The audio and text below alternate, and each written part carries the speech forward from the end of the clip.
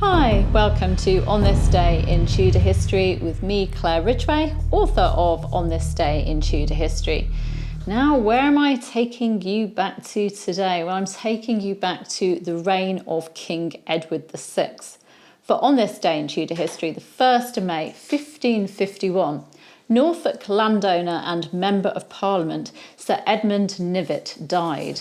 Now, before I tell you about him and his rather hot temper, I just want to talk about his surname, which is spelt Knyvet. Now, I'm not entirely sure how Sir Edmund pronounced it, but it's commonly pronounced Knyvet, but can also be pronounced Knyvet and even Nifton, which is a strange one. On to Sir Edmund. Sir Edmund Knyvet was the eldest son of Sir Thomas Knyvet of Buckingham Castle in Norfolk, and his wife Muriel Howard, who was the daughter of Thomas Howard, 2nd Duke of Norfolk, and widow of John Grey, 2nd Viscount Lisle. Sir Thomas Knyvet, Edmund Knyvet's father, had served King Henry VIII as his standard-bearer and master of the horse, but was killed in the naval battle known as the Battle of Saint-Mathieu with the French in 1512. In the 1520s, Edmund married Anne Shelton, daughter of Sir John Shelton of Carrow in Norfolk. The couple went on to have 2 sons. Edmund's wardship and that of his half-sister Elizabeth Grey were purchased by Charles Brandon, Duke of Suffolk, and then sold on to Sir Thomas Wyndham and then Anthony Wingfield. Knyvet didn't come into his inheritance until 1533, as his great-grandfather had outlived his father and then left the estate to another member of the family. Edmund had to wait until that man and his heir had died to enjoy the family lands. In late 1536, Knyvet helped his uncle Thomas Howard, 3rd Duke of Norfolk, suppress the Pilgrimage of Grace rebellion. He served as Sheriff of Norfolk and Suffolk in 1539 and was knighted in either 1538 or 1539. Knyvet attended his uncle, the Duke of Norfolk, at the reception of King Henry VIII's 4th wife, Anne of Cleves, in January 1540. In 1546, he testified against his cousin Henry Howard, Earl of Surrey, after Surrey was charged with treason, and he was rewarded for his service by the grant of some of the Howard lands in Norfolk. Knyvet helped John Dudley, Earl of Warwick, suppress Kett's rebellion in 1549. Now, I mentioned his hot temper, and he was known for this hot temper.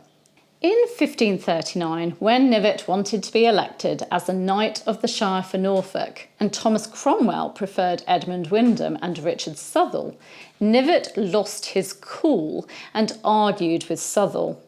The Duke of Norfolk described what happened in a letter to Thomas Cromwell, saying, "Then he fell in such fume with Richard Southwell that divers of the most worshipful of the Shire, fearing a breach of the peace, went to entreat between them."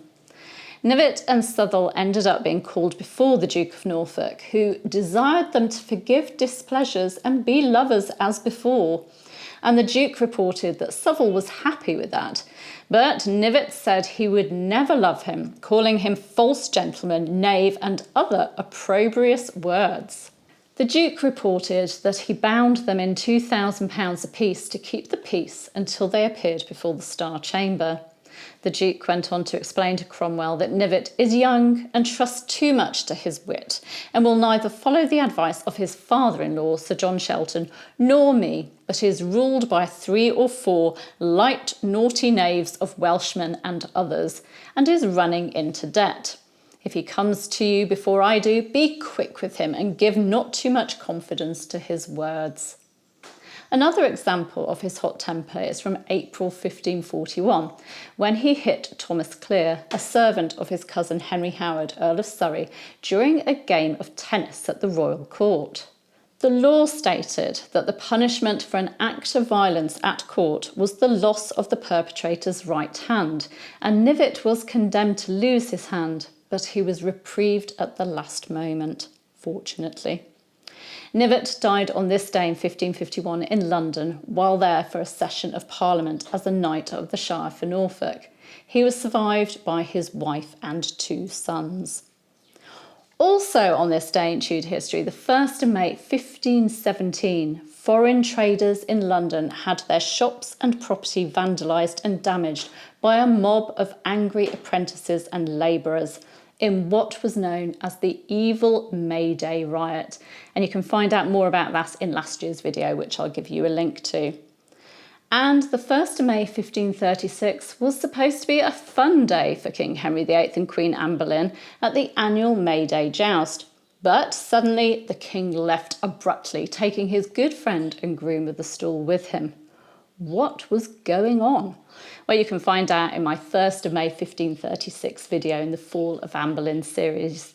You can find out in my 1st of May 1536 video in the Fall of Anne Boleyn series, which I'll also give you a link to. And as always, you can subscribe to this channel by clicking round about there, and I would ask you to do that, please. It really does help other people find this channel and my videos. You can hit the bell to be notified as these videos go live, and you can, of course, give me a like and leave a comment. I'll be back tomorrow. Bye-bye.